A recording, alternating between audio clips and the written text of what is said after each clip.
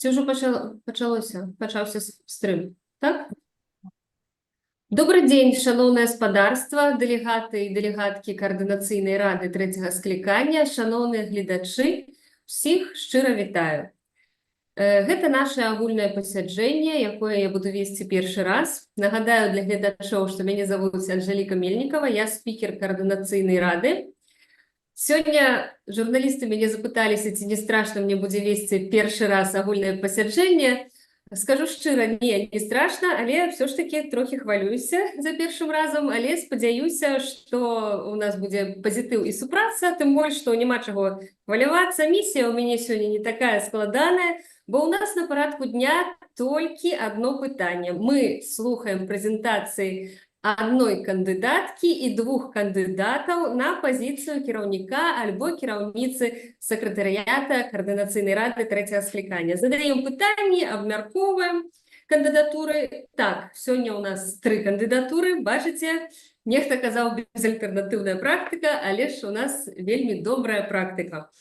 Нагадаю, у адпаведнасці са статутам агульнае пасяджэнне абірае кіраўніка сакратарыята простай большасцю галасоў, больш за 50% ад колькасці прагаласаваўшых дэлегатаў. Галасаванне пачнецца адразу пасля пасяджэння ў адкрытым фармаце, як гэта і было, калі мы абіралі спікера і віцэ-спікера, будзе праводзіцца цягам 24 гадзін, альбо ў выключным выпадку гэты час можа быць скарочаны нарадай фракцыі па іх ініцыятыве. Вынікі мы агучым адразу пасля падліку галасоў і апублікуем.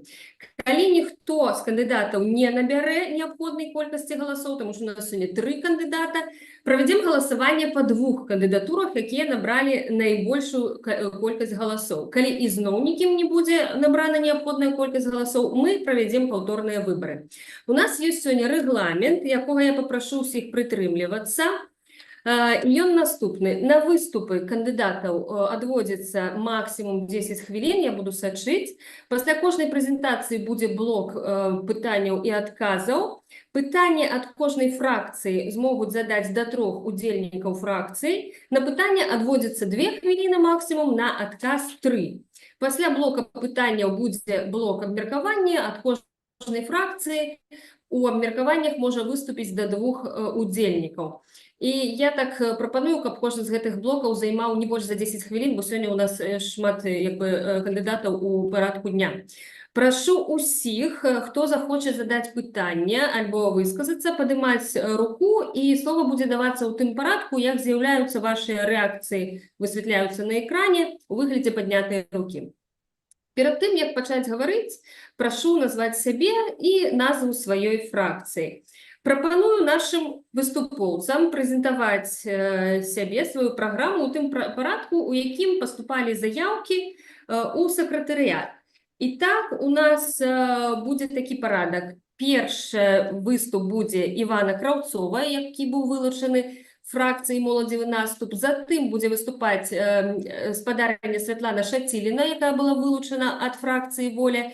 І трэцім будзе выступ Івана Паўлоўскага, які быў вылучаны ад фракцыі «Хопіць баяцца». Таму, калі ні ў кога зараз няма пытанняў, прашу перайсці да парадку дня. І першы выступ у нас Іван Краўцоў. Я ўключаю свой таймер. Дзякуй. Дзякуй, Анжэліка, дзякуй, калегі, дэлегаты трэцяга складу КР. Вельмі прыемна ўсіх тут сёння бачыць, а таксама вітаю гледачоў нашай YouTube-трансляцыі, таму што гэта пасяджэнне транслюецца онлайн, як гэта было вырашана трэцім складам Каардынацыйнай рады. Я пачну, можа, з некалькі слоў пра сабе, таму што мы не з усімі тут знаёмы. Маё імя Іван Краўцоў, я нарадзіўся ў Мінску ў 1989 годзе. Я працаваў архітэктарам і кансультантам у нерухомасці. У мяне было сваё кансалтынгавае бюро і архітэктурнае бюро, а потым я быў намеснікам часовага гадзінніка завода «Луч». У 2020 годзе, як і многія з вас, я прыяднаўся да кампаніі дэмакратычных сілаў. Я спачатку быў чальцом каманды Віктара Бабарыкі, і потым, калі мы падтрымалі аб'яднаную кампанію «Трыя» Светланы Ціхановскай, Веранікі Цыпкалы і Марыі Калеснікавай, таксама удзельнічаў у падрыхтоўкі гэтай кампаніі як піар-камунікацыйны менеджер і кансультант. І ў жніўні так сталася, што калі была ўтворана Коордынацыйная рада, я стаў сакратаром Коордынацыйнай рады, і з тых пор, з 2020 года, я з'яўляўся сакратаром Коордынацыйнай рады першага склікання, другога склікання. З 2022 года я працую як бізнес-кансультант на розных праектах у сферы IT.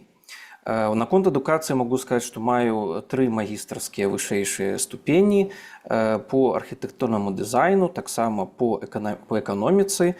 Я вывучаў фінансавы менеджмент у БДЭУ, а таксама палітычнай філасофіі ў Англіі. Валодаю рускай, беларускай, ангельскай мовай свабодна і ўжываю кожны дзень. Усе 3. Як я бачу увогуле мэты працы сакратарыяту і што такое сакратарыят для мяне, натуральна, у Коордынацыйнай рады. То бок, мне кажется, што менавіта на сакратарыяце ляжыць адказнасць за забяспечэнне устойлівасці арганізацыі. І вось вы бачыце на фотаздымках, і я гэтым вельмі гарнаруся, што мы здолелі захаваць Коордынацыйную раду згодна з духам, з якім яна была заснавана першапачаткова. То бок, гэта гарызантальны орган, ён самы вялікі орган в дэмакратычным руху, і ён пабудаваны на дэмакратычных прынцыпах. Да, гэтыя прынцыпы змяняліся, было дэлегаванне, так скажем, ад сектараў прафесійных эканоміцы, потым было дэлегаванне ад грамадскіх палітычных арганізацыяў. Зараз мы правялі выбары, і гэта вельмі вялікі крок, але ж гэта гарызантальны дэмакратычны орган. І я магу сказаць, што дзякуючы таксама таму, што быў сакратарыят, які забяспечыў гэту устойлівасць, гэта арганізацыя існуе. І гэта вельмі важліва, таму што гэта арганізацыя, яна як мага больш адлюстроўвае адзінасць дэмакратычных сілаў і для замежных, заходніх партнёраў таксама, і для людзей внутры краіны. Мы выглядаем вельмі добра, таму што у нас есть пляцоўка, дзе мы абмяркоўваем, дзе мы спрачаемся, але ж гэта пляцоўка есть, і мы не раз'яднаныя. То бок, захаванне гэтай устойлівасці – гэта вось такая, можа, місія, так? Але ж таксама місія на сакратарыяце ляжыць і ў паляпшэнні каардынацыі супрацоўніцтва. Таму што ад інфраструктуру, якую забяспечвае сакратарыят, ад інструменту, які сакратарыят прапаноўвае дэлегатам Коордынацыйнай рады, а таксама ад працы сакратарыята залежыць атмасфера і як мы камунікуем і як мы працуем. Вось таму гэта такі фокус заўжды работы сакратарыяту. Якія мэты я бы паставіў для працы сакратарыяту на 2004-2025 гады, то бок на кадэнцыю 3-го склікання Коордынацыйнай рады? Па-першае, я бы прапанаваў перайсці да больш шчыльнага супрацоўніцтва, глыбокага супрацоўніцтва паміж менавіта фракцыямі сакратарыяту. То бок, мінулы опыт ён базаваўся на тым, што сакратарыят гэта была такая асобная структурная адзінка, і сотруднікі, супрацоўнікі сакратарыята, яны звычайна не былі дэлегатамі Коордынацыйнай рады. І было вось такое падзяленне. І як паказала практыка таксама з супрацоўніцтвам з аб'яднаным пераходным кабінетам, мы перайшлі вось зараз до таму, што дзякуючы сумяшчэнню пасадаў, мы спадзяемся, што больш будзе прадуктыўная праца паміж КР і кабінетам.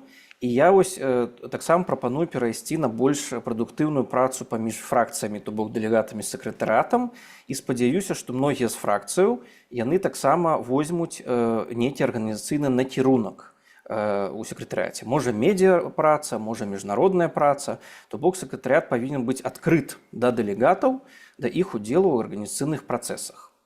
Таксама мы абмяркоўвалі з некаторымі спісамі ідэі, што патрэбен перазапуск медыйнага накірунку ў Коордынацыйнай радзе. То бок гэты накірунак ён быў у такім мінімалістычным фармаце дагэтуль. Мы у рамках бюджэтаў як бы працавалі, і гэта было ўсё так, ну, у такім, можа, больш пасіўным стане. Але ж зараз, калі ў нас ужо ёсць абраныя дэлегаты, у нас ужо ёсць много медійных, шмат медыйных прадстаўнікоў, вось мы павінны запусціць, можа, і блог КР, і трансляцыі, і гэта должно быць больш праактыўным.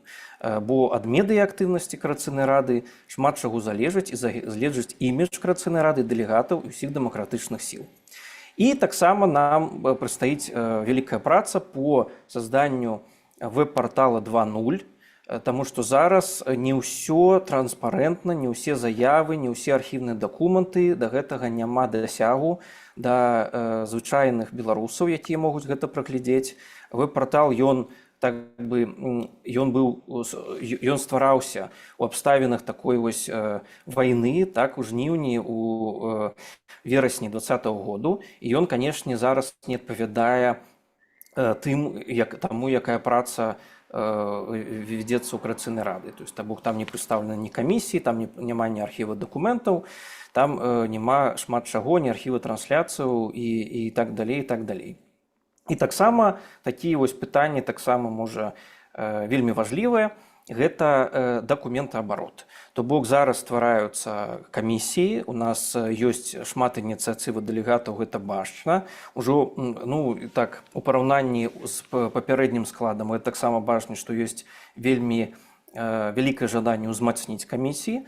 То бок я так бачу, што на перспектыву нам патрэбна некая фіксацыя рэзультатаў працы гэтай камісіі, фіксацыя таксама міжнароднай працы гэтай камісіі.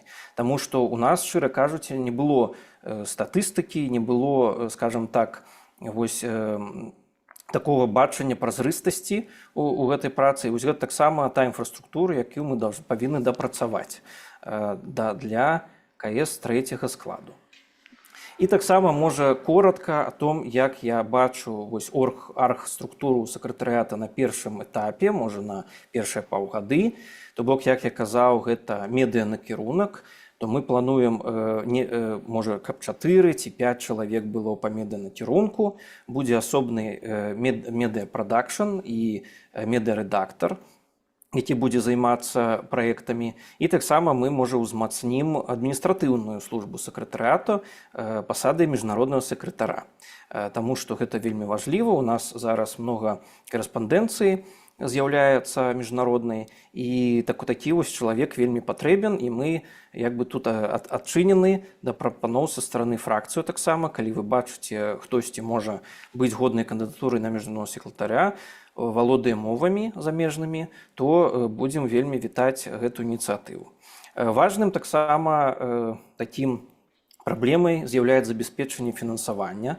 Тут са свайго боку скажу, што я заўсёды як бы рабіў крок насустрач і з'яўляюсь валантэрам у Коарацыйнай радзе, то бок за гэтыя 3-4 гады я не атрымліваў заробка, таму што гэтыя заробкі, я лічу, яны больш нужны на выдаткі штодзённай працы спецыялістаў, якія работаюць. І я так мяркую, што гэта должно так і застацца, то бок я не разлічваю на бюджэт на сябе, я разлічваю на бюджэт на супрацоўнікаў. І гэта вельмі важліва, таму што пошук вынаходжання рэсурсаў гэта зараз вельмі такі балючы аспект, але ж я спадзяюся, што мы знойдзем магчымасць падтрымаць вось гэтыя арганізацыйныя функцыі ў трэцім скліканні таксама. Не без дапамогі палітычнай са стараны тых дэлегатаў, якія зараз з'яўляюцца чальцамі КР. Вось, напэўна, і ўсё. Я так паспрабаваў, каб гэта не было вельмі доўга. Дякую вялікі, Іван, роўненька 10 хвілін. Дзякуй за тое, што прямо ў рэгламент папалі. Тады мы зараз пачынаем блок пытанняў і адказаў. У каго будуць пытанні да Івана, калі ласка, падымайце руку. Я пакуль не бачу ні адной рукі. Ці гэта значыць, што няма пытанняў да Івана? Таццяна Мартынова, калі ласка, а потым Александра Мамаева. 2 хвілінкі на пытанне. Вітанечкі, всем што значыць нема пытання? Пытанне ёсць заўсёды. Калі вам не ўсё роўна на ўсе гэтыя працэсы. Так, па-першае, Иван, значит, по программе удел фракции сейчас опускаем, как бы, да, то, что вы предлагаете. Перезапуск медиа на керунку. Тут я, как вообще медиаэксперт, зависла полностью. А что до этого у нас на керунок был другой? Ну, то есть, как бы, да, вы дальше, значит, расписали, как должна выглядеть медиагруппа. Значит, керовник, СММ, видеодизайнер, да. Значит, 21 век за двойным стеклопакетом. Все это делает часто один человек. И справляется с этим нормально. Дальше. Постоянно есть проблема, которая называется конфликтом, да, когда медиаресурс не может участвовать в общественно-политической жизни.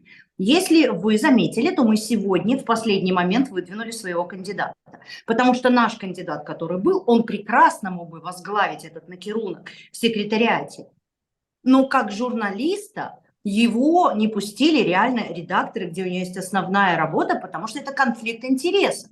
В общественно-политической деятельности не имеют права участвовать в данном случае вот такого рода журналисты, которые на кого-то работают. Важно, да, я замечаю, которые работают на некие издания со своей политикой. Дальше, веб-портал 2.0. 4 года чем вы занимались? Вы не могли сайт сделать? Мы сегодня, когда искали с Ольгой Карпушонок сайт, где были бы, там старой информации нет ничего. Новая система 15 секунд документа осталось. оборота. Окей, какой он был. То есть я вижу секретариат сегодня как абсолютно неспроможную организацию, выбачьте. Поэтому я настаиваю на смене руководства, которое 4 года не делало ничего. У меня все. Дякую велике за питання. Якраз 2 хвилинки. Коли ласка, Іван, ваше слово. Ну, я попытаюсь 3 хвилинки. попытаюсь выделить часть вопроса, потому что там была часть комментария. Вот, вопрос по поводу перезапуска медианаправления. Я думаю, тут речь идет больше о форматах. Да? То есть те форматы, которые у нас использовались, это трансляция заседаний, это выпуски, скажем так, новостей КС, ну, они недостаточно интерактивные. Да? Они были там, сложились за последние 2 года, когда-то они работали хорошо. Это вот как с форматами видеообращений. Мы все в 2020 году делали видеообращения. Мария Колесникова делала видеообращение, Светлана Тихановская делала обращение. Со временем люди хотят новых форматов. И нам нужны новые интерактивные форматы.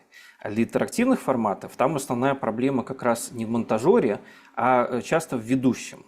И тут мы вот как раз очень надеемся на наших медийных членов КС, которые, возможно, возьмут на себя это. Потому что ведущий – это ключевая в таких форматах позиция. И, к сожалению, да, у нас не было, скажем так, человека в предыдущем КС, который бы сказал: да, я буду лицом блога Координационного совета, я буду ведущим, который будет в студии говорить с гостями. Вот это такая ситуация. Мы очень надеемся ее исправить.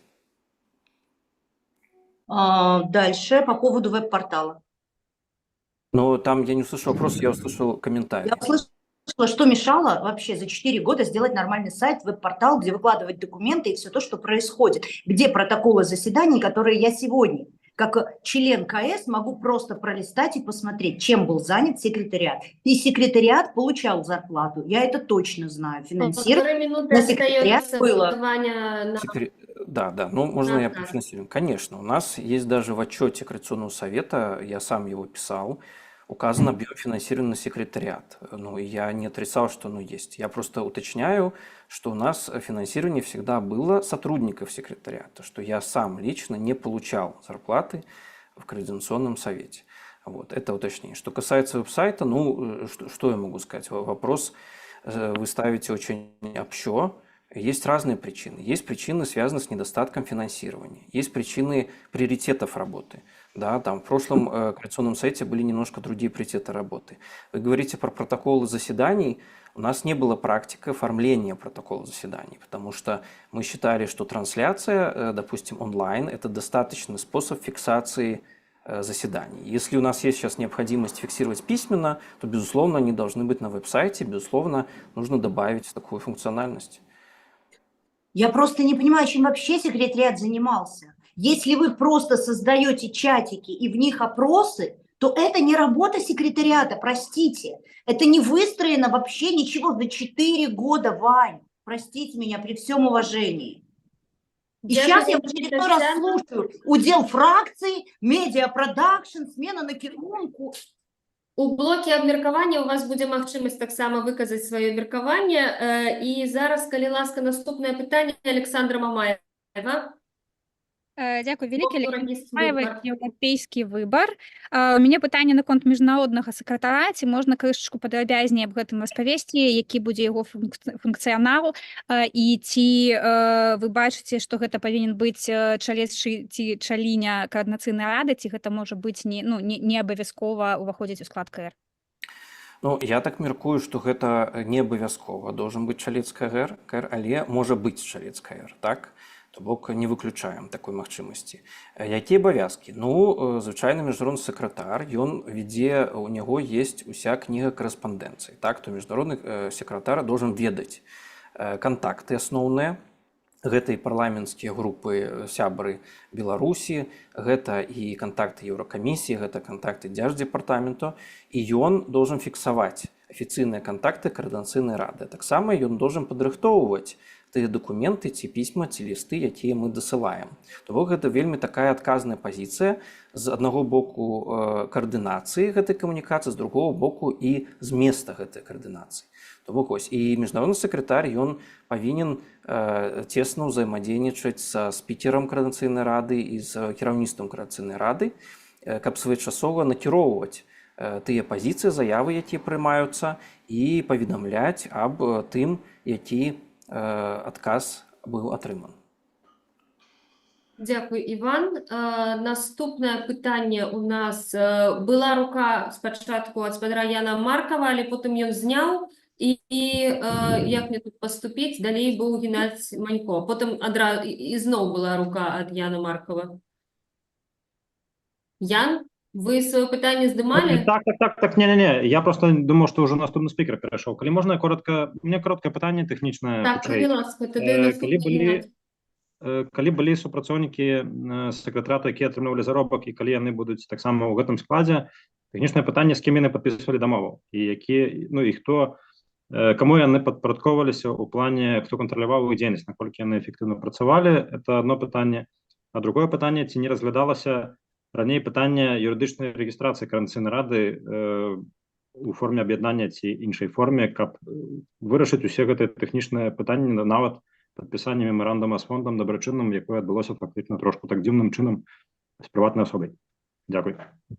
Ну, можа, пачну з другого пытання. Ну, то бок, рэгістрацыя КР як юрыдычнай асобы разглядалася на пачатку другого склікання.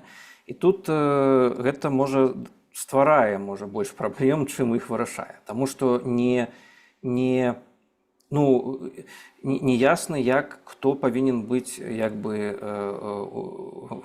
гэтым учредителем, да, шэрхолдерам.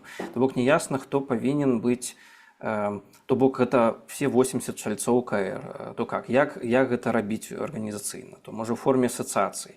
Але ж тады павінна вось гэтыя юрыдычныя дакументы своечасова прыводзіць у адпаведнасць. То бок калі нешта змяняецца, там хто-то пераназначаецца. Гэта вельмі як бы дапаўнительная нагрузка. Таксама юрыдычны статус гэта выклікае адміністратыўныя выдаткі. То бок і бухгалтарскія, і натуральна юрыдычныя. То бок не вельмі зразумела, што мы ад гэтага атрымліваем. Так? По поводу наконт вось зарплат, то бок гэта таксама ў справаздачы ёсць, і я пра гэта гаворыў неаднойчы. То бок сотрудники сакратарыяту на данный момент, яны по дамовам падраду, яны у них падпісаны дамовы з аднім з іностранных партнераў, якія пакрываюць выдаткі за іх працу. То бок гэта прымае дамову. Але ж кантралююцца яны кіраўніком сакратарыяту. То бок тут яно вось так працуе. То бок фінансуе партнер, але ж яны кантралююцца царкам структурамі сакратарыяту. Ці я могу пракаментаваць? Ну, яшчэ у вас ёсць 30 секунд, калі ласка. Добра, я наконт формы аб'яднання, там ніякіх выдаткаў дадатковых няма. Бухгалтэрыя для недзяржаўных арганізацый, яна вельмі проста выглядае, і калі ёсць донар, які гатовы фінансаваць дзейнасць сакратарыяту, то лагічна, каб гэта было ўжо на грамадскую арганізацыю, заснавальнікамі могуць быць кіраўнікі фракцый, і ўсё гэта вырашаецца вельмі лёгка. Я магу распавесці досвед нашай супалкі ва Вроцлаве. У прапанову вы зможаце меркаванне. Зараз мы задаем пытанні, таму ўсе прапановы можна Добра, падчас меркавання, калі добра. ласка. Дзякуй вялікі. Тады наступны у нас спадар Геннадзь Манько, калі ласка. Витаю, шановное господарство. Ну, у меня, по сути, снялся вопрос, потому что вот предыдущий спикер задал этот вопрос. Для меня было важно понять, какая юрисдикция вообще у КР, форма собственности, и каким образом вот там я услышал, что значит, были какие-то бюджеты, но я уже это услышал, ответ в большинстве. Хотел бы понять тогда, раз Иван претендует на эту же должность КР третьего созыва, то каким образом планирует он сейчас вот, финансирование работы КР или секретариата? Какой вообще объем планируется в секретариате? Какое количество людей? И это какая сумма примерно должна быть? Спасибо. Ну, смотри, ну, то есть расходы Координационного совета – это не секрет. То есть тут вот я понимаю, что не все знакомились, но в разных интервью, а также у нас есть официальный отчет, где я подробно расписывал блок, где есть суммы и даже есть ставки и среднесписочная ставка. То есть я так помню, что у нас там за 1,5 года общие расходы на административную вот эту работу за 1,5 года, они где-то составили там в районе, если я не ошибаюсь, $60 тысяч. Да? То есть при этом среднесписочная численность там была 3,5 человека. Да? То есть у нас были люди на полную ставку, были не на полную ставку. Та оргструктура минимальная, которая сейчас вот я вижу для активизации там, медианаправления, это где-то будет, наверное, 5 ставок полных, да, там 5 или 6. То есть можно, наверное, пропорционально примерно тогда увеличить. То есть если это было там за год 40, ну, наверное, за год теперь это будет 60. Но опять же, тут надо понимать, что это тоже зависит от того, как мы проводим кампанию по краудфандингу, насколько Координационный совет действительно приносит пользу и восприятие тех, кто там этим вопросом занимается. По поводу, например, других проектов, ну, у нас всегда был децентрализованный подход, то есть рабочие группы, комиссии. Например, хороший пример – это фемфракция КС, которая работала в прошлом году. Они самостоятельно, имея политическую поддержку Координационного совета, могли написать свой проект и с ним податься и за него отчитываться. И это, наверное, логично, что отчитываются за результаты по проекту те люди, которые его исполняют и которые его придумали, а не отчитывается за это вся организация, да, или секретариат, который, собственно, технический орган. Ну вот такой подход у нас был. Честно говоря, планировался такой подход, чтобы он сохранился. Вот. Но можем обсудить тоже это дополнительно на отдельной встрече, наверное. Дякую, великий Іван. Ну, понял, дякую, да. Дякую, великий Геннадзь. І наступний у нас Александр Кабанов була рука. Будь ласка. Добрый день, Александр Кабанов, Блок Воля. Я хотел бы начать с того, что на самом деле Антону Родненкову было пропановано, как построить медиагруппу конкретная, да, но я не знаю, доносил он секретариат или нет. У меня вопрос к Ивану такой. Значит, пункт 4.4.1 статута. Секретаріат Координаційної ради – гэта падраздзяленне, якое ажыццяўляе арганізацыйна-тэхнічнае і финансовое забеспечение деятельности Координационной рады и у всех ее структур. Значит ли это, что секретариат должен был, либо сейчас должен будет обеспечивать не только существование своей структуры, но также находить средства для КС, для различных там групп, для поездок, ну и так далее, на что понадобится? Спасибо. Да, спасибо. Да, насчет форматов, честно говоря, много воды утекло. Тут Антона, к сожалению, нет. Можно было бы спросить, было бы лучше.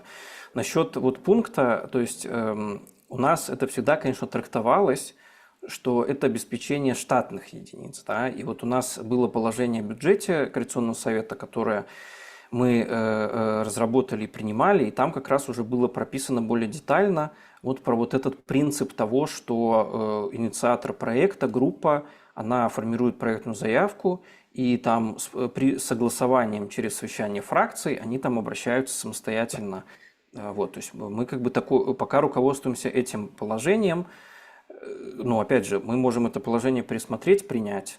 Вот. Но, честно говоря, из практики даже работы, как бы вот с проектной работы, я сам не из НГО сектора, мне сложно, мне всегда обращаюсь к специалистам, кто с этим больше работает. Как правило, все-таки те организации, которые поддерживают активистов, они предпочитают напрямую видеть тех, кто, собственно, обращается с финансированием. И, наверное, с одной стороны, я понимаю ожидание, что делегаты пришли в КС, и сейчас им будут обеспечены все возможные условия, но, с другой стороны, есть и ограничения, которые диктуются и, скажем так, не нами. Да? То есть там тоже есть нюансы. То есть мы, может быть, и рады, но там не всегда так оно работает. Іван, дякую за адказ. Адказ ёсць. І у нас астатняе пытанне, апошняе. Вольга, калі ласка, назовите себе, бо я бачу толькі нік. Вольга. Ольга А. Величко, добрый день, коллеги, рада Добрый день. бачить вас. Иван, у меня такое пытание, ці не будзе вот это дубляванне позиции международного секретаря, ці не будзе дубляваць тую працу, якую зараз робіць кабінет, якую робіць офіс Світланы Ціхановскай і часткова робіць НАУ. Это першае пытанне. І другое пытанне, ці правильно я зразумела, што прыходзяць людзі, яны самастойна распрацоўваюць працу камісій, робяць гэта, як яны бачаць, справаздачацца перед донарам, і в КС толькі представляют тыя вынікі, якія яны напрацавалі по проекту. То бок, што КР — это проектная дзейнасць, калі коротко. Правильно я это разумею? Ну, Дзякуй. Дзякую, Вольга, за пытанне. Ну, бачыце, то бок КР заўжды не быў арганізацыяй пра праектную дзейнасць. Гэта была арганізацыя пра палітычную дзейнасць.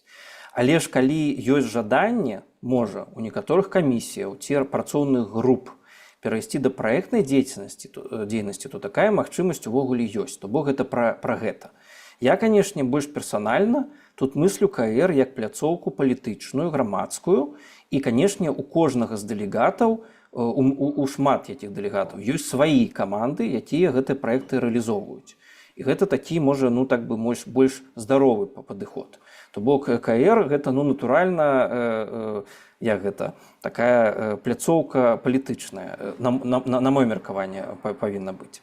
Наконт міжнароднага сакратара, то як дупляванне? У Координаційнай рады ёсць свая міжнародная дзейнасць. Мы вызначалі палавіну состава дэлегацыі па стратэгічнаму дыялогу ЗША. Дэлегаты ад Координаційнай рады, яны ўдзельнічаюць у сесіях ПАРЭ і ў сесіях кантактнай групы і кансультатыўнай групы з Еўракамісіяй. То бок Координаційная рада усе гэтыя гады актыўна вядзе міжнародную дзейнасць. І, натуральна, вынікае неабходнасць гэтую міжнародную дзейнасць забяспечваць. Таму я так працую. Супярэчанняў я не вижу тут, таму што гэта разныя органы. То бок вось Святлана Ціхановская — гэта орган, які Святлана Ціхановскай, то ён ёй падпарадкоўваецца. Аб'яднаны пераходны кабінет — гэта орган другі. Координаційная рада трэці. І могуць быць розныя пазіцыі, але ж мы ведаем, што ўсе гэтыя арганізацыі яны звязаны аднім накірункам працы, набліжэння дэмакратыі ў нашай краіне. То бок гэта нармальна. Іван, дякую вялікі. Ёсць у нас адказ, і у нас тут атрымліваецца, я разумею, што пытанне гэта было вельмі важна, таму тут буквально 3 хвілінкі застаецца ў нас на нейкую рэфлексію і на ваши абмеркаванні. У каго ёсць што сказаць, просто ўжо Іван не будзе адказваць, але нейкае меркаванне, калі ласка, падымайце руку, калі штосьці ёсць сказаць яшчэ дадаткова по выступу нашего кандидата. Калі ласка, Татьяна Мартынова. Так, мне всегда есть что сказать, вы же понимаете. Я говорю всю жизнь. С 90-х мне даже платили деньги за то, что я говорила просто любую фигню на радио. Да, простите, я просто хочу внести нотку человечности в наш, и юмора в наше с вами поседжение. Значит, каково мое мнение? Я очень высоко на самом деле, чтобы вы понимали, ценю квалификацию Ивана. И чисто по-человечески у меня нет к нему вообще никаких претензий и так далее. Я настолько резко высказываюсь по одной простой причине. Мне кажется, что Иван не руководитель. В том смысле, что он не смог поставить работу секретариата, будучи дважды его секретарем, главой секретариата, так, чтобы все заработало максимально круто. То, что вдруг через 4 года мы узнаем, о, черт, у нас, мы думаем 5 ставок на медиапроект, это должно было быть сразу. Понимаете, это опоздание. Опоздание на 4 года. И, уважаемый Иван, при всей поваге, ну вот честно, у меня ощущение, что вы не очень заинтересованы вывести. Я говорю честно, в глаза, я не делаю это за спиной. Что для вас это, ну, такое, хобби. Вы абсолютно точно сказали, у вас другая работа, вы волонтер. А в этом смысле я всегда считаю, что волонтерство зло, потому что то, чем вы занимаетесь, это очень важная работа. Она должна быть, оплачиваема. Вы должны нести глубочайшую ответственность, тратить на это максимальное количество времени. Я принципиально против, чтобы главой секретариата был человек, для которого это будет такая волонтерская работка. Ну так, вот я что-то немножко поделаю в свободное от работы время. Это наша большая проблема, господа, всего протеста. И именно поэтому сегодня так тяжело было найти альтернативу на эту должность. Потому что это должна быть работа, а не Дякую волонтерство. вялікі за шчырасць, спадарня Тацяна. Я вельмі гэта цаню ў людзях.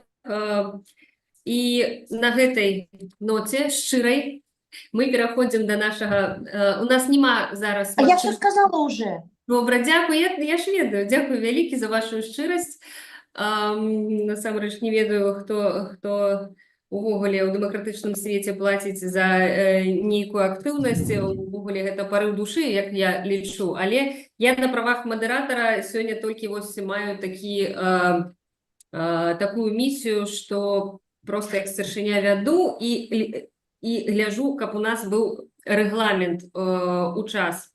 Таму наступнае слово я даю нашай кандыдатцы, якая была вылучана ад фракцыі «Воля». Калі ласка, спадарня Святлана Шаціліна, ваш выступ. Доброго дня, поважані колеги. Я Світлана Шатіліна, і якщо можна, я зараз просто спробую перевірити, як особа, яка не є делегатом, як працює секретаріат. Я відправила свою презентацію, вона там всього 4 слайдики. Чи можна, коли я буду виступати, ця презентація буде для вас доступна, і ви будете її бачити. Правильно розумію, до кого я маю звернутися з цього приводу? Секретаріат, калі ласка, підключите. Я її скинула в чат так, щоб це було всім зручно і, напевно, їм теж. Ви можете починати, а я попрошу секретаріат. Давайте, так. Добре. Тобто, моє ім'я Світлана Шатіліна, я білоруска, я 20 років живу в Україні. Мені 55 років. Перші 30 років я жила в Білорусі, я білоруска, громадянка Білорусі, приймала участь у виборах і є членом групи «Воля». Якщо можливо, я перейду на російську, не хотіла би, але вимушена перейти. Сейчас я нахожусь в Украине, все это время с 97-го года живу и работаю в Украине. Почему, из каких соображений я выдвинула свою кандидатуру на главу секретариата? Я хотела бы очень коротко сказать, мне так кажется, что очень важно, когда ты начинаешь какое-либо дело, первое – договориться о принципах. На каких принципах будет построено то или иное объединение. Нет, если можно, я буду этим керовать. Сначала первый слайдик. Мы поговорим о принципах, потом я представлю себя, потом мы поговорим о задачах, как я это вижу, и начнем, опять же, вот с того, почему я решила это сделать. Первое. У меня есть опыт 20 лет руководителя бизнеса, такого практического руководителя бизнеса. У меня была в компании, я занималась туризмом, много больших проектов, поэтому как организовывать любые процессы я знаю практически. И это касается не только с точки зрения большой организации. С началом войны я вынуждена была делать многие вещи самостоятельно, поэтому я освоила процессы с нуля, те, которые касаются бухгалтерии. И когда вот дискуссия шла о том, какая юридическая форма должна быть у секретариата, то мне эта дискуссия очень близка. Я понимаю, что для того, чтобы такой общественный орган, как Координационный совет, имел легитимность, и чтобы люди, которые выбирали депутатов, им доверяли, они должны понимать финансовую часть и вот юридические статусы всех внутренних структур, которые находятся в Координационном совете. У меня был опыт в 20-е годы волонтерства, в том смысле, что когда случилось то, что случилось в 2020 году, были люди, которые приезжали в Киев, и были люди, которые жили у меня дома. То есть это та часть моей жизни, когда, несмотря на то, что я живу уже больше 20 лет не в Беларуси, я абсолютно четко понимаю, что там происходит. У меня там до сих пор родители, сестра. Поэтому все вещи, которые я прошла с 2020 года, будучи у посольства, селя у себя людей, отправляя журналистов и слушая их истории, я понимаю, про что говорит белорус, не только как человек с белорусским паспортом, но и человек, который эмоционально это проживает. С началом войны, с 22 по 24 год, у меня был опыт другого волонтерства. Я сама врач по образованию, и поэтому, когда меня пригласили в фонд, я понимаю, как работает фонд, я организовала процесс выезда на деоккупированные территории.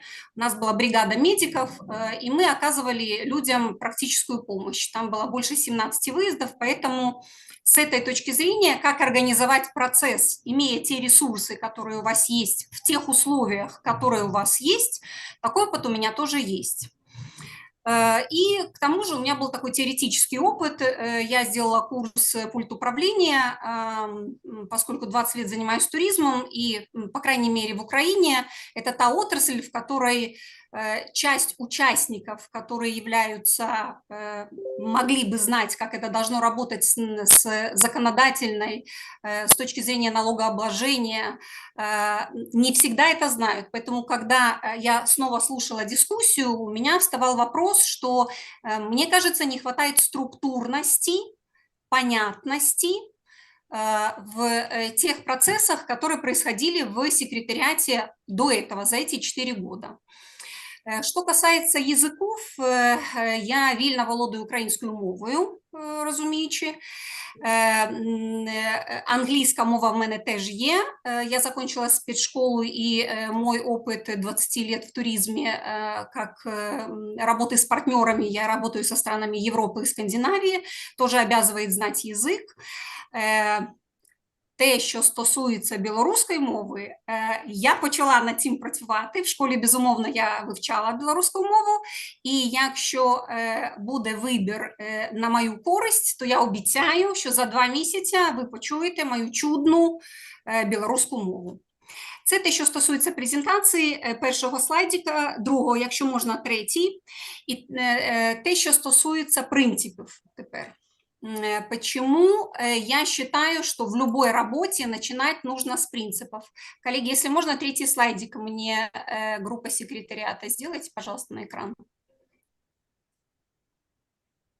Благодарю вас. На мой взгляд, вот эти 5 принципов, о которых я здесь пишу, могли бы быть основополагающими для работы следующей работы секретариата. Первое – это аполітичність. Що я маю на увазі? Секретаріат, голова і усі супрацовники обов'язані притримуватися у роботі принципу неумішательства у контент, з яким працюють. Їх задача – форма, зміст – задача депутатів. То есть, с моей точки зрения, это техническая составляющая внутри Координационного совета, задача которой обеспечивать техническую часть. Она не должна, она должна быть, на мой взгляд, абсолютно аполитична и представлять любые точки зрения, которые есть, любые документы, нравятся они или не нравятся, ни в коем случае не влазить в процесс правок, потому что ее задача просто транслировать то, что принимают депутаты. Второй принцип – это бяспека, да, то есть организация захоўвання і перадачы інфармацыі з улікам вызначаных на нараде фракций узроўняў доступу. Вот тут мне кажется, что депутаты могли бы, мое предложение было бы такое, подумать над тем, какой уровень доступа должен быть предоставлен тем или иным документам. Мое предложение – это общедоступные документы, которые сразу с грифом «общедоступно» могут публиковаться. Это документы для служебного пользования, и это документы, которые выходят под грифом «секретно». Понятно, что в нашем глобальном мире спецслужбы работают, и тогда, когда вот сейчас мы с вами все слушаем, тоже работают, поэтому есть информация, которая может проходить под грифом «секретно», это абсолютно нормально. Еще один принцип – это принцип открытости. Моя мысль о том, что финансовая справаздачнасць, доступ до информации, принцип прыняцця рашэнняў, усё павінна быць празрыстым, зразумелым и открытым. Выключэнне іншых гриф доступу от нарады фракций.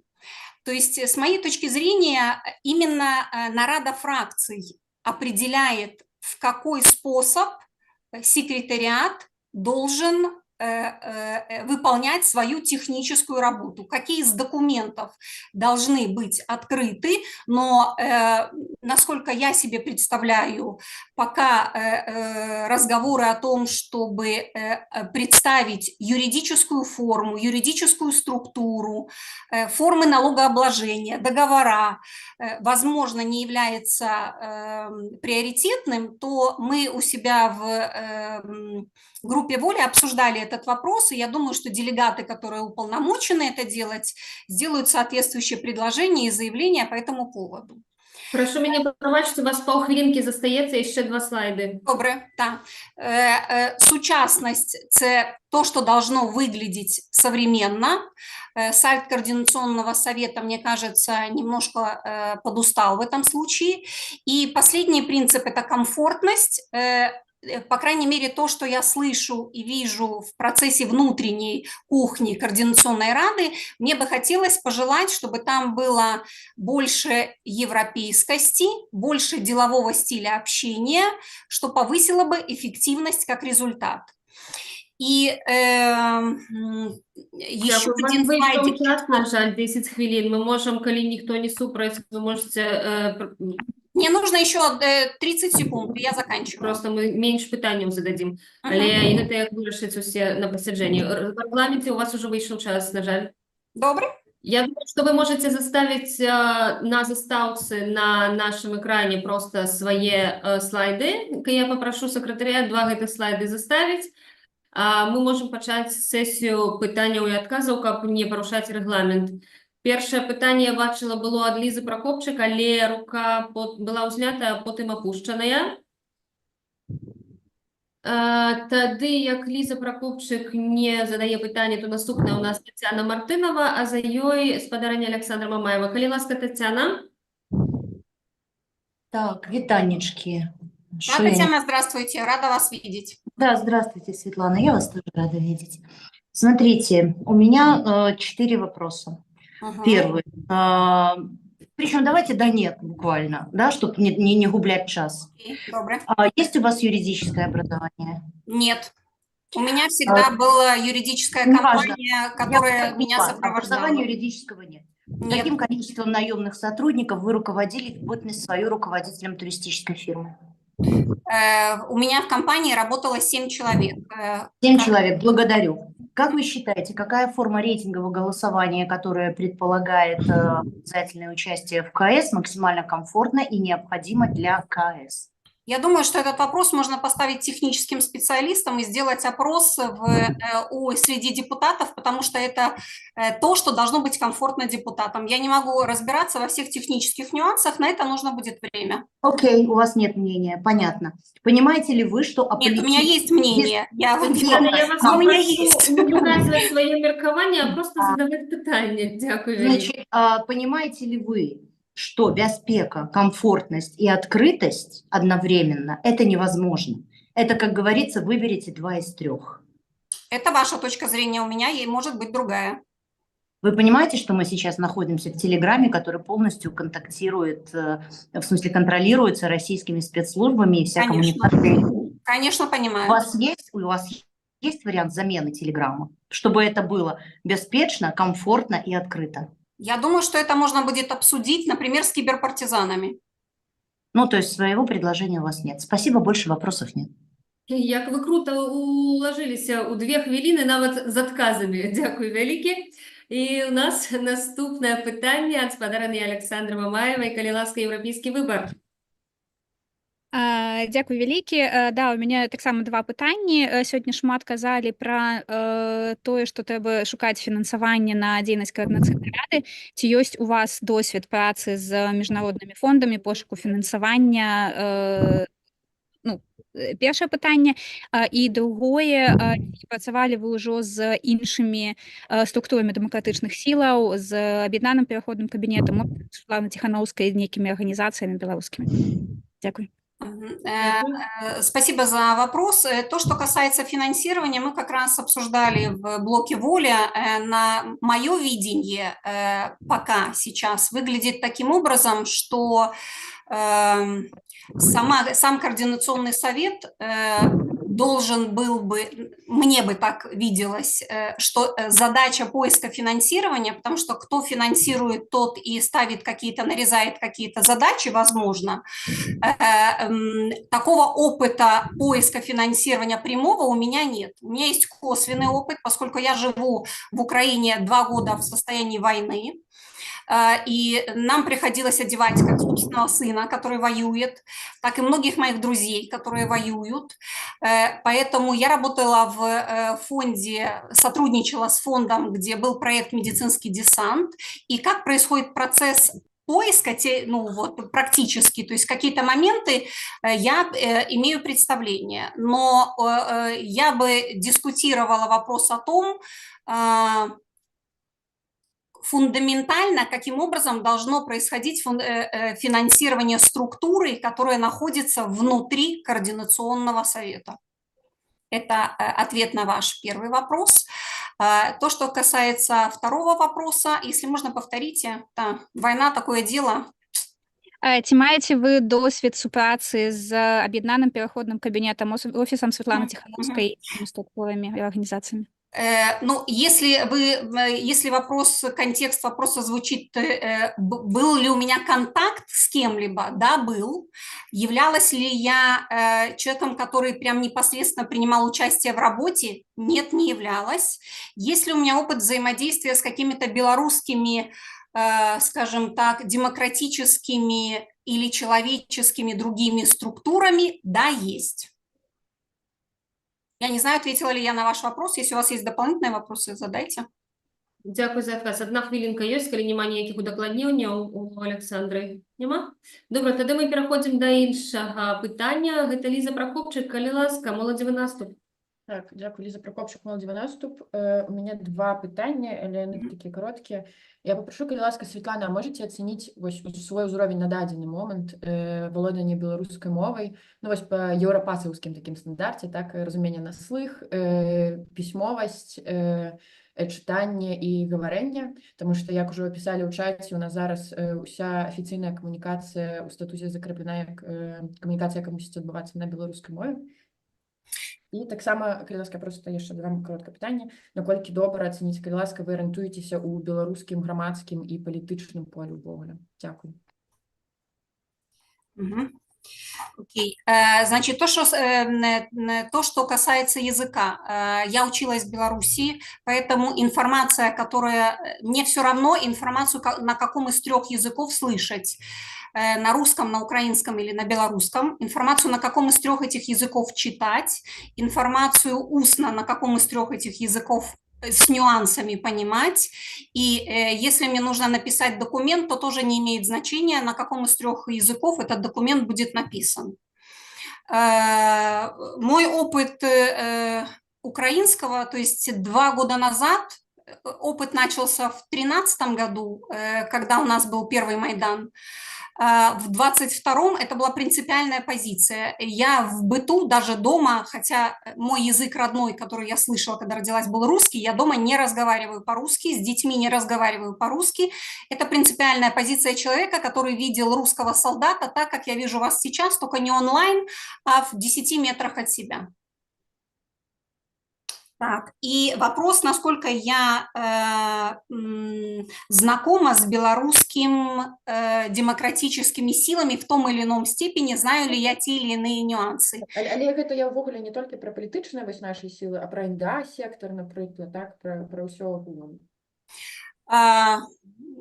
Про меня нельзя сказать, что я тот человек, который типа уехал из Минска и никогда туда 20 лет не возвращался. То есть, естественно, каждый год, там 2-3 раза в год я приезжала к своим родным, у меня есть там друзья, у меня есть там разные чаты, в которых я общаюсь.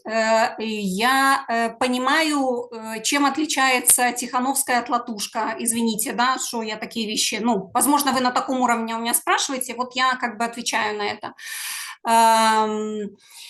Кроме этого, я еще понимаю, чем отличается, скажем, нюансы украинские, да, то, что достаточно сложно белорусам, и у меня есть опыт, мне кажется, достаточно бесценный, человека с белорусской ментальностью, который 30-20 лет живет в Украине. То есть я свободно понимаю нюансы те или иные, и понимаю, когда меня берет интервью белорусский журналист, и у меня берет интервью украинский журналист. Я понимаю нюансы вопросов. Дякую вялікі. Калі больш няма пытанняў, можна я таксама задам пытанне, бо ўсё ж такі гэта такая пасада, з якой, ну, з чалавекам я буду пастаянна працаваць. Таму маё пытанне такое: ці вы ў бліжэйшы час збіраецеся настала заставацца ва ўкраіне? І я проста тэхнічны такі момант, разумею, што не заўсёды вы зможаце быць на сувязі. Як у тым выпадку, калі вы атрымаеце гэтую пасаду, зможаце вырашаць гэтае пытанне? Я разумею, што гэта такое сітуатыўнае, але гэта тая пасада, якая падразумевае, што чалавек павінен быць, ну, 24/7 доступны, бо могуць быць розныя сітуацыі. Дякую вялікі. Пані Ангеліка, дякую вам за питання. Це можна отказати дуже, можна ответить дуже очень просто, а можно сказать очень длинно, что в этой ситуации, в которой мы находимся в войне, мы научились всему. Да? То есть у меня тут миллион всяких прибамбасов, и дома тоже. У меня есть генератор, у меня есть экофло, у меня есть штука, которая поддерживает работу роутера. То есть украинцы в ситуации войны научились выходить из любых ситуаций. Если вам надо работать, а я работаю 20 лет в сфере туризма, сфера туризма предполагает, что вы 24/7 онлайн, да, и что у вас нет света, у вас там рядом взрывы или еще что-то, орет тревога. То есть это фон, в котором мы живем, поэтому мы к этому фону давно привыкли. И еще раз хочу подчеркнуть, что мне кажется, мое большое преимущество в том, что я хорошо понимаю, что такое быть в войне с Россией уже 2 года. Не каждый из вас, может быть, этот нюанс осознает. Мне кажется, что это могло бы добавить каких-то, ну, других нюансов осознания белорусами, что их могло бы там в какой-то перспективе ждать. Дякую вялікі, Святлана, за вашу мужнасць. Я вам жадаю сілаў і цярплення, вытрымкі. Дякую вам вялікі за выступ.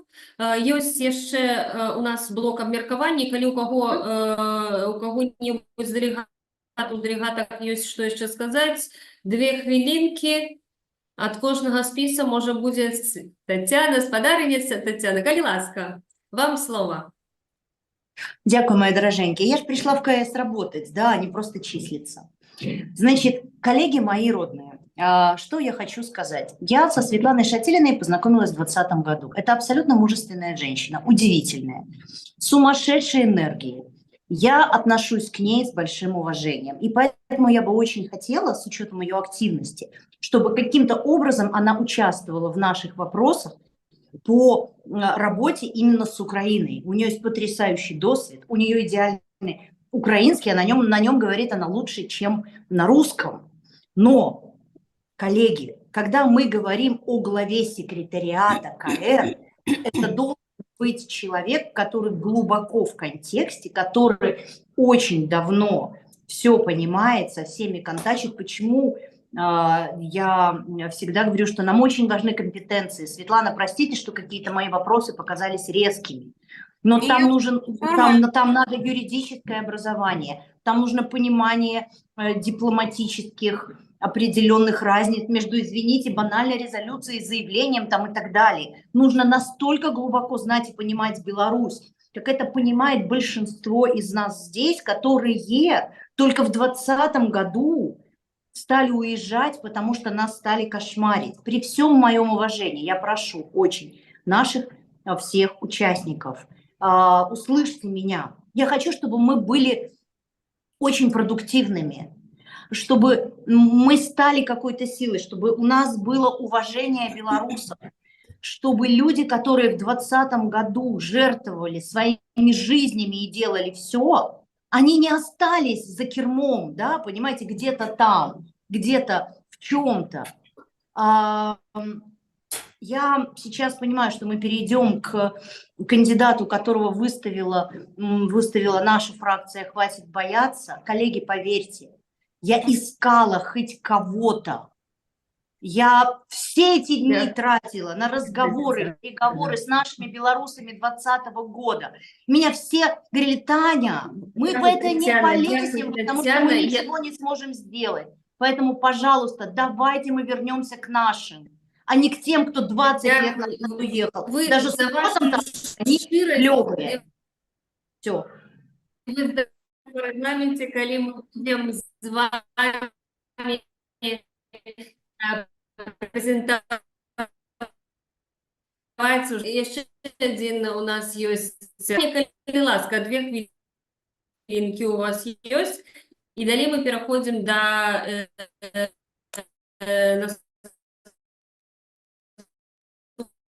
наступного кандидата. Ви тримаєте руку. Да, дзякую вялікі, щось з сувязю. Я скажу так, што беларусам можна застацца ў любой краіне, бо беларусы гэта ў першую чаргу стан душы. І мне падказваюць, што ў чаце ў стрыме ёсць пытанні ад гледачоў. Ці прадугледжана задаванне пытанняў са стрыма? Такое мне пытанне будзе да арганізатараў.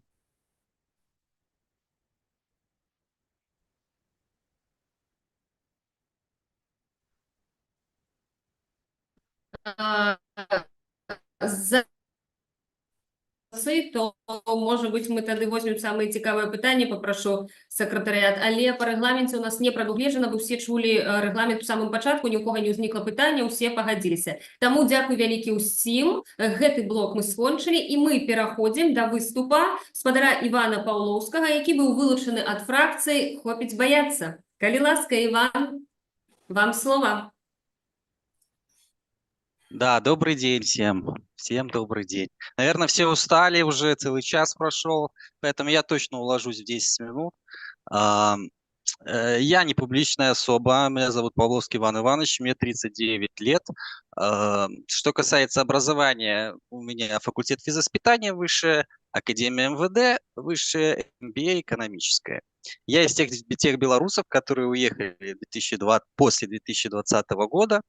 Что касается моей активистской деятельности, ну, с 2020 года я собирал подписи за Светлану Георгиевну в Минске, соответственно, получил соответственные репрессии. Сейчас живу в Европе. Давайте сразу поставим все точки над «и». Я не кандидат от фракции «Хопить бояться». Спасибо Татьяне, что она меня выдвинула как кандидата. Но я ни к какой фракции абсолютно не отношусь. общественный активист – идеальная формулировка для моего представления. Да, я имею контакты с некоторыми лидерами демократических сил, но на уровне разговоров, консультаций, обмена мнений. Естественно, я активно не участвую в жизни демократической суполки, ну, потому что нужно строить свою жизнь. Грантами я не питаюсь, выстраиваю жизнь в эмиграции. Это нелегко. Наверное, многие белорусы с этим столкнулись. И я, соответственно, тем же самым занимаюсь. Что касается секретариата, моих компетенций, ну, последнее мое место работы – крупная белорусская компания, должности коммерческого директора. Я закончил свою наемную работу. Всю жизнь, основную всю жизнь я, назовем эту должность, работал наемным менеджером. Делал результат в рамках своей профессии, в рамках своих компетенций. Всегда старался сделать результат, и на этом рынке в Минске, ну, ценился. Что касается секретариата и этой должности, ну, как мне это видится, извините, коллеги, я не профессионал в этом. Абсолютно общее видение. Это нужно, конечно, проанализировать то, что было, абсолютно точно. Из этого вынести то, что не получилось, и, соответственно, выстроить работу, чтобы это исправить и сгенерировать новое. Я тут часто вижу, что это какой-то глава там, координационного совета. Я считаю, что это должность как менеджер, готов, если у нас все получится, быть менеджером тех членов совета, абсолютно независимым, абсолютно гарантирую, что не будет никаких-то подводных течений, там, закулисных договоренностей, каких-то там. Моя задача будет работать на этих людей, делать их жизнь в координационном совете комфортной и максимально им помогать в генерации каких-то идей и в реализации. Это я могу гарантировать сходу. Если у нас все получится, этот я могу гарантировать сходу. Далее. Абсолютно готов нести ответственность за поставленные задачи, давать отчеты прозрачные перед белорусами, перед кандидатами. Говорить все как есть, все, что можно и все, что нельзя, и нести ответственность за свою работу. Это я то, что могу сходу гарантировать. Вот. Ну, у меня нет презентации. Как я говорил в начале, Татьяна, я с ней разговаривал 3 часа назад, первый раз в жизни, и поэтому, что касается вот этой должности и тех обязательств, если у нас все получится, все, что я могу только здесь сейчас сказать белорусам и тем, кто будет выбирать, то, что я как белорус буду сделать все и даже больше, чтобы координационный совет наш функционировал, был эффективным, наконец-то достучался до таких белорусов, которые уехали, я что же там, и сейчас не следят за демократической жизнью. Использовать инструменты, ставить задачи. Ну, у меня в этом опыт есть, я готов этим заняться при определенных условиях. Наверное, все. Я буду готов, я не очень понимаю контекст. Я готов ответить на любые вопросы от всех. Давайте лучше это время оставим, которое может на ответы на вопросы, если не будут. Спасибо. У меня все.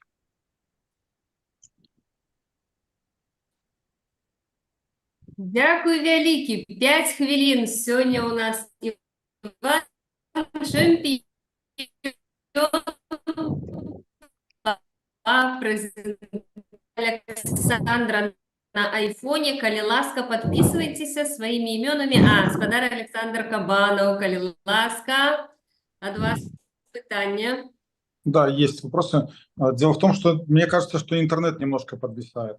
Спадар Александр. Да, есть такое. Пропадает чуть-чуть. Пропадает интернет.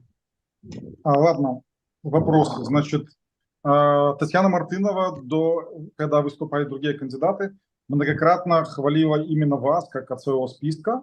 Вы сейчас говорите, что вы знакомы только 3 часа. Вы знакомы вот лично 3 часа или все-таки она что-то про вас знает? Первый вопрос. Значит, у меня блок вопросов. Второе. Вы сказали, что никакой фракции не относитесь. Мы посмотрели список номер 5 Александра Азарова. Там ваш однофамилец, это вы или нет, по 3-м номерам? значит, ну, все-таки вы были в каком-то списке или нет. Значит, если это вы, следующий вопрос для того, чтобы понять вас как личность.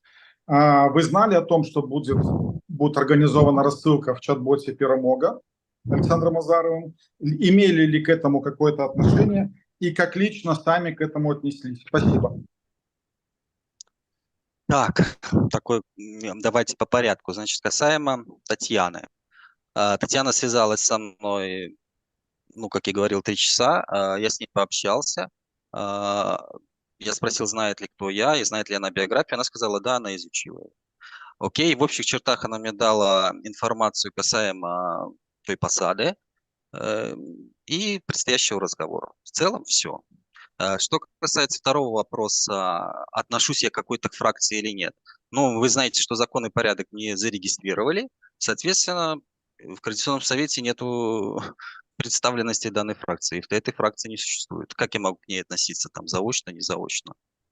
И последний вопрос, ну окей, я на него отвечу. Я не знаю, как это соотносится с посадой, но, наверное, соотносится. Что касается знаю и не знаю. Нет, мы не знали. Это решение сотрудников Байпола. И, ну, я отвечаю на вопрос последний, касаемо рассылки чат-плана Перемога. Да? Правильно я понял вопрос? Да-да, ну, просто интересно, да. Но на первых 2 я удовлетворил ваш ответ. Вы удовлетворены или вы хотели бы что-то уточнить, что к этому? Смотрите, я понимаю, что списка нету, но это вы в нем были, правильно? Да, это я, Иван Павловский, все верно. Хорошо, Я хорошо, в нем был спасибо. зарегистрирован. 1,5 хвилинки застається. Коли ласка, ваш отказ. Я могу ответить, да, на последний блок. Касаемо рассылки. Знали, не знали? Нет, не знали. Как и все белорусы мы увидели. Поддерживаю, не поддерживаю. Я не готов ответить да или нет. Это дискуссия точно не на 2 минуты. Поэтому и да отвечу будет плохо, и нет отвечу будет плохо. И нет у меня такого внутреннего. И к этому полностью да, и к этому полностью нет. Поэтому у нас всего минута. Надеюсь, я удовлетворил своим ответом на ваш вопрос. Дякую. Да, Для того, большое що спасибо. не так відноситься до справи зараз, але дякую, було вельми цікаво послухати. Звісно ж, дякую, Олександр, так само. І наступне питання до Єлизавети Прокопчик, молодівий наступ, коли ласка. У меня питання, ви некілька разів повторили, що ви не вельми розумієте, чому мусить займатися глава секретаріату. У меня питання тоді, а чому ви вирішили подаватися, яка ваша мотивація йти на гэтую посаду? Як так сталося, що Тетяна Мартынова вам нечто такое сказала, можете, что вы вырашили податься на эту посаду? Это все питание, дякую. Мотивация, наверное, как и у всех, она вот здесь, это Беларусь. Мне как бы эта должность, ну, будет она нет, мне особо как бы не эта мотивация. Мотивация помочь демократическим силам отдать свои какие-то умения, навыки, знания демократическим силам, чтобы они были полезны, чтобы они принесли какой-то результат и, соответственно, принесли результат нашей родине, на Беларуси. Только вот это главная мотивация. А что вы про Мартынову, повторите, пожалуйста, спрашивали? Я не очень понял. Это касаемо мотивации. Так, ну це частка питання про мотивацію. Я просто мені цікаво, ось чому Тетяна Мартынова, може, менавіта до вас звернулася, як так сталося. Послушайте, я не отвечу на это. Это Татьяне, наверное, спросите, почему добре. она Коли ко будзе мне... меркаванне, то Тетяна, калі ласка, я вельмі запрашаю вас адказаць на гэта пытанне. Я тут. Добре, Могу це отказать? був отказ на питання, так? Тому якраз таки наступна у нас рука була від сподарині Тетяни Мартинової, тому коли всіх це задовольняє, то так, Ліза, ви отримали свої відкази? Так, дякую. Так, добре, дякую велике. Тоді, коли ласка, show must go on, Тетяна Мартинова, вам слово. Дякую, великий Анжелика. Слушайте, коллеги, значит, ситуация такая. Когда у нас случился вот этот вот, да, вопрос, кого мы там выдвигаем и так далее, я провела очень много переговоров. Я много раз ходила по известному адресу, потому что как бы те профессионалы, которых я знаю, которые умеют. Дальше у нас был кандидат, которого прям вот за секунду до того, как я писала в нараду фракций, об этом человеке, и я думаю, что многие понимают, про что. Если хотите, я озвучу. Правда. Да, конфликт интересов запрещено совмещать должность журналиста и главы секретариата. 4 дня ушло в мусор, и дальше я просто сумасшедшим образом сутки искала компетентного человека. Почему Иван? Потому что я искала, я со всеми созванивалась, я созванивалась с разными блоками, я созванивалась с разными силами. Дайте человека, есть кто-нибудь, я изучала биографии, кто на что способен. И в итоге наша фракция, мы все это обсуждали внутри, определилась на Иване сегодня, да, мы действительно 3 часа назад, там, ну, больше уже на самом деле, мы созвонились, мы все проговорили, и я поняла, что у этого человека хватает компетенций, знаний, всего остального. Самое главное, у него есть вот этот пожар в сердце за Беларусь, которого я очень давно уже не вижу у многих. Он потух. И просто начинается такая имитация бурной деятельности. Это моя претензия к Ивану. Как бы он крутой парень, но у него не горит и не болит. Вот Тетяна, я не это я почула від вижу. вас питання. Ми зараз у блоку Питання. питань і Точно, отказів. точно. Питание займет 2 секунды. У вас Иван. осталось 5 секунд. Окей. Иван, готовы ли вы сотрудничать с Кравцовым или с кем-то из предыдущих в секретариате, потому что нам очень важно перенять их опыт, и если вдруг все выберут вас как главу, насколько, ну, мне кажется, это будет продуктивно. А как вы на это смотрите? Дякую. Ваш отказ? Ну, логично, абсолютно логично получить то, что было. Та работа, которая уже была проделана Иваном и другими сотрудниками, она обязательно, конечно. Я отвечу да. Ввиду того, что будет сходу тяжело там разорвать все и с нуля там что-то строить. Как руководитель, я думаю, обязательно любой руководитель, переходящий на новую должность, должен ознакомиться и понять то, что было. То, что было там на предприятии, тут, соответственно, в Координационном совете. То, что есть, какие текущие результаты есть, какие текущие задачи поставлены. И это проанализировать, структурировать, проанализировать, найти какие-то недочеты за счет этого анализа. Если бывшие сотрудники Ивана Кравцов в том числе согласятся, абсолютно открыто, без всяких, я не знаю, вот этих вот каких-то закулисных там игр и так далее, абсолютно открыто, честно, порядочно работать, то с удовольствием, только за, 3 руками. Спасибо. Дякую, велике. Іван, наступний. Так, там под ником у нас Ольга ховается. Подушки рук за свободу, так? Ольга, вам слова. Внешний кабінет інтернету. Дякую. Іван, скажите, коли ласка, чи був у вас хоч нейкий досвід праці у силових структурах, коли був, то у яких? Це перше питання. І друге питання, на яким уровні у вас володіння білоруською мовою? Дякую. Спасибо, да. Опыт был, кстати, конечно, был. У меня уголовно-исполнительный факультет за плечами, и я проработал 15 лет назад в исправительной колонии номер 15 старшим лейтенантом, начальником отряда, уже не помню номер. Это самое-самое начало моей трудовой деятельности, дай бог памяти. Ну, в общем, общее, я не помню, это 9-й год, 10-й или 8-й был, но проработал я там чуть больше года. На этом опыт работы в силовых структурах мой заканчивается. Там у меня были осуждены разные статьи, политических у меня тогда не было, никаких, там порядка 180 осужденных в отряде, ну и работаю с ними. Другий А блок второй питань вопрос. був про мову. Як ви володієте мовою? Белорусской мовы володаю, читаю, размовляю с помылками, не уживаю у житті. Когда вопрос идет о переговорах, на русском языке мне изъясняться легче, мои мысли острее, и я более докладно, что ли, передаю то, что я хотел бы. Что касается вообще языка, у каждого этот вопрос, для меня это немножко странно. навязывания белорусской мовы вы не поможете. Ну, и то, что сейчас вот это прям навязывание, я очень люблю белорусскую мову, и ганаруся белорусской мовой. Я вижу в ТикТоке там белорусских, и прям душа разворачивается.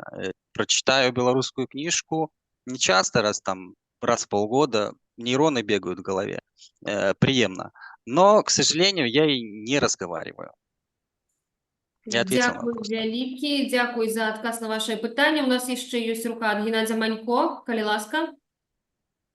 Да, вітаю спадара Ивана. И пытание такое. Ну, я услышал про компетенции, и Татьяна говорила про компетенции ваши, и вы говорили, что можете использовать на благо белорусского народа и развития дальнейшего, какое-то там продвижение к победе. А какие компетенции есть, в какой отрасли? Можете чуть-чуть расповести?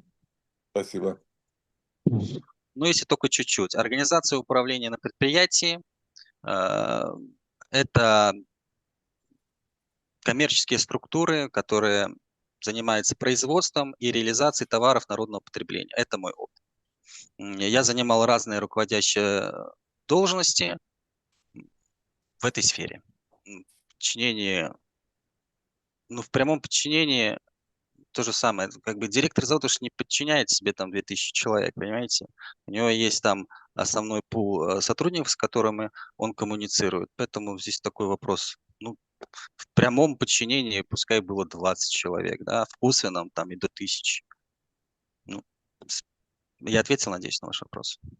Да-да, дякую, все. Спасибо. Дякую вялікі. І у нас яшчэ вось ад блока «Хопіць баяцца» яшчэ одно пытанне. Ну, уже будем так рэгламента прытрымлівацца. Два пытання можна ад блока. Таму спадарыня Тацяна Мартынова, калі ласка, ваше пытанне.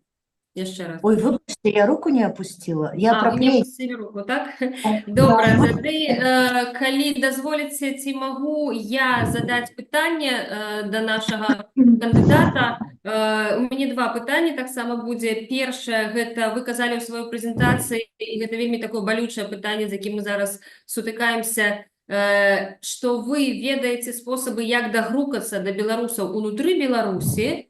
Так, вы казали, что вы знаю, как достучаться до белорусов внутри. И вот як вы бачите гэта, якімі інструментамі вы можете карыстацца, улічваючы абставіны. І другое пытанне, ці вы готовы працаваць калі-нікалі і, можа, і ўвогуле як валанцёр? Бо я, конечно, разумею, что больше адказнасці у чалавека, калі ён працуе з заробкам, але такія могуць паўстаць абставіны, што вось, ну, многія працуюць і вось такую нагрузку на сябе бяруць просто на валанцёрскіх такіх як бы умовах. Таму, калі ласка, вось два гэтых пытання, ваш адказ. Ну, смотрите, может быть, не знаю, я не говорил про белорусов внутри. Нам надо для начала достучаться белорусов, которые здесь, в Польше, Литве, Латвии. Огромное количество белорусов, которые лояльны в целом, но не все уехали, понятно, по каким-то причинам, но не отслеживают, собственно, уже... Ну, это правда жизни, я с ними общаюсь каждый день. Там 50 человек знакомых, которые работают там на заводах, на складах и в других сферах. Белорусы, которые средний класс, которые, в общем-то, уехали. И тут пытаются просто выжить, снимать жилье и так далее. До них для начала нужно достучаться, как минимум, потому что, ну ладно, я это дальше тему развивать не буду, я думаю, сами все прекрасно знаете, понимаете. Несколько идей у меня есть, некоторым я их озвучивал. Тем, кому я озвучивал, ну не рукоплескали стоя, но как минимум прислушивались к тому, что я говорил, и называли эти идеи действительно интересными. Второй вопрос у вас был касаемо волонтерских начал. Мой ответ – нет. Дякую вялікі. Я вас таксама просто, ну, дякую вам вялікі за всю вашу прэзентацыю і за вашу мужнасць, за ваши ідэі. Я спадзяюся, што мы зможам застацца ў нейкім кантакце, калі у вас ёсць такія ідэі, дзе вам пляскалі ў далоні, і вы можете гэтым падзяліцца, яны будуць карысныя для дэмакратычнага руху і для Не передергивайте. Я сказал, не пляскали в ладоши. А не пляскалі. Ну, Да. тым не менш, любая карысная ідэя можа быць якраз таки нам будзе добра працоўная ў нашай далейшай працы. Дзякуй вялікі. У нас яшчэ застаецца некалькі хвілін на блок абмеркавання. Адно буквально одна рэфлексія ад каго-небудзь, калі ёсць. Калі ласка, бо мы ўжо паўтары гадзіны працуем, і у нас ёсць жадаючыя. Гэта спадарыня Тацяна. Калі ласка. 2 хвилинки. Итак, коллеги, да, 2 хвилинки. Смотрите, я бы очень хотела, услышьте меня, пожалуйста, все, чтобы Иван Кравцов, как человек, у которого есть опыт 4 лет, но нет каких-то прям таких сумасшедших результатов, остался в секретариате. У него очень богатый опыт, он знает плюсы, минусы, подводные камни. Я бы хотела, чтобы мы с вами сегодня попробовали сделать главой секретариата другого человека. Я, правда, очень долго его искала. Я стоптала все ноги. Никогда Иван не был, сейчас не про Кравцова, да, про нашего, кого выдвигаем, каким-то чельцом нашей фракции. Я просто хочу, чтобы мы использовали силу белорусов, которым не все равно. И состыковывали их с теми, кто уже что-то делал. Я не хочу, чтобы у нас получилось вот это болото, выборы без выбора, когда, ну реально, Анжелика, Стася, когда мы выбирали вас, я видела, что из всего богатства выбора вы лучшие. Понимаете? А так не должно быть. Всегда должны быть какие-то варианты. Это ненормально. И поэтому я очень прошу всех, я знаю, что там Молодев наступ будет голосовать за Кравцова, который был в их списке. Возможно, незалежные белорусы забудут, что Иван, наш Иван, участвовал в эвакуации Шабутского. Кто-то не любит Азарова. И поэтому то, что Иван Леонидович был Павлович был в этом списке, да, для кого-то это, боже мой. Но члены списка Азарова — это не Азаров. Пожалуйста, запомните это. 10 секунд. Я просто прошу вас, давайте что-то менять. Давайте выходить из болота. И я уверена, что, например, наш Иван с вашим Иваном, который там давно, сработаются. Все наши Иваны, дякую вялікі, все наши кандидаты сегодня, все наши Иваны и наша Святлана. Дякую всім вялікі, усім выступоўцам, усім мужным кандидатке и кандидатам. Я бачила, ще була рука у Лізы Прокопчик. Ці може я помиляюся, може там ніяк помилково була піднята рука? Ну, у меня хоча так само рефлексія, але питання Так. до Тетяни Мартинової може трошки так само. Калі ласка. У мяне, ну, я просто яшчэ раз пераглядзела выступ, пакуль шло абмеркаванне Івана, і напрыканцы выступу ён сказаў, я вось трошки перапісала, можа, не слово ў слово. Я готов, у меня есть опыт, я готов этим заниматься при определенных условиях. Мне просто вось гэтая сітуацыя з тым, што Тацяна Мартынова за 3 гадзіны знаходзіць чалавека, не вельмі падабаецца. І мне цікава, якія такія умовы, не ведаю, можа, паабяцала Тацяна, ці нешта такое. Мне просто, ну, мне, вось, я думала, што мне пачулася, але мне не пачулася. Я откажу.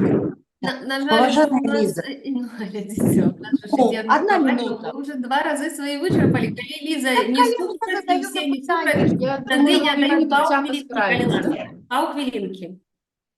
Але не Іван вже не може у міркування. Коли ласка, Тетяна, півхвилинки. Уважаемая Лиза, поверьте мне, я все эти дни ищу кого-то с компетенциями и со всем. То, что вот Иван появился сегодня за 3 часа, мы это не скрываем и говорим честно.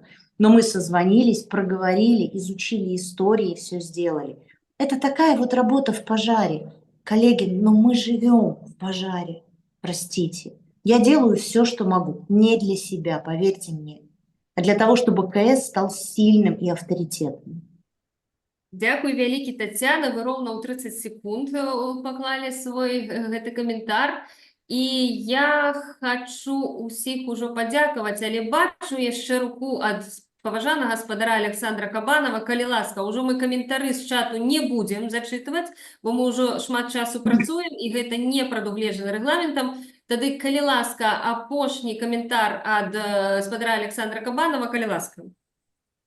Спасибо. Ну, насамрэч, у меня комментариев нету, и так все понятно. Вот, просто я бы предложил, если есть хотя бы еще 1-2 минуты времени, возможно, если такое возможно, чтобы Светлана Шатилина рассказала то, что она не успела рассказать. Если такое невозможно, то тогда нет. Сорян. Ну, гэта не прадугледжана, на жаль, рэгламентам. Мы ўжо праглядзелі падчас адказаў на пытанні яе прэзентацыю, таму з вялікай павагай стаўлюся да гаспадарыні Святланы, але ў нас ёсць рэгламент, і не будзем тут ужо у пажары гэтыя рэчы рабіць. Я думаю, што яна адказала на ўсе тыя пытанні, якія ўсіх хвалявалі, таму паважанае гаспадарства, дзякуй вялікі ўсім. На гэтым парадак дня нашага агульнага пасяджэння завершаны. Я ўпэўненая, што мы абярэм моцнага спецыяліста, сапраўднага прафесіянала і проста добрага чалавека, адданага нашай агульнай справе для таго, каб насамрэч зрабіць разам каардынацыйную раду мацнейшай і ісці разам да нашых мэтаў. Дзякуй вялікі і жыве Беларусь! Жыве! Дзякуй всім.